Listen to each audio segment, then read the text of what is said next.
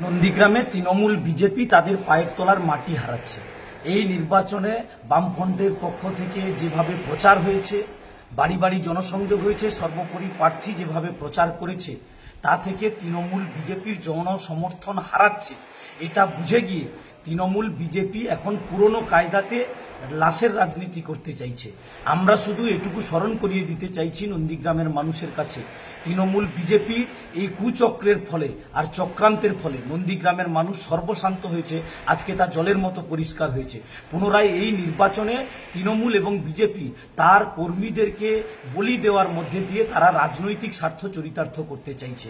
তাই আমরা নন্দীগ্রামের মানুষের কাছে আবেদন জানাতে চাই, আসুন নন্দীগ্রামকে বাঁচাতে হবে, নন্দীগ্রামের মানুষকে বাঁচাতে হবে, আমার আপনার পরিবারের ছেলে মেয়েদেরকে বাঁচাতে হবে। আর তৃণমূল বিজেপির চক্রান্তে পড়ে আমার আপনার কারোর যাতে কোনো সর্বনাশ না হয়, নন্দীগ্রামের মাটিতে যাতে লাশের রাজনীতি আর না হয়, নন্দীগ্রামের ধর্মীয় মেরুকরণের মধ্যে দিয়ে সাম্প্রদায়িক বাতাবরণ যা তৈরি করতে চাইছে তার বিরুদ্ধে সর্বস্তরের মানুষকে ঐক্যবদ্ধ করবার মধ্যে দিয়ে এই নির্বাচনে নিজের ভোট নিজে দিন, যাকে ইচ্ছা তাকে দিন, নন্দীগ্রামের মাটিতে শান্তি প্রতিষ্ঠিত করুন, নন্দীগ্রামের মানুষকে বাঁচান, নন্দীগ্রামের পরিবেশ পরিস্থিতিকে রক্ষা করুন। আসন্ন লোকসভা নির্বাচনে রাজ্যের প্রতিটি প্রান্তে বামফ্রন্ট প্রার্থীদের জয়ী করুন।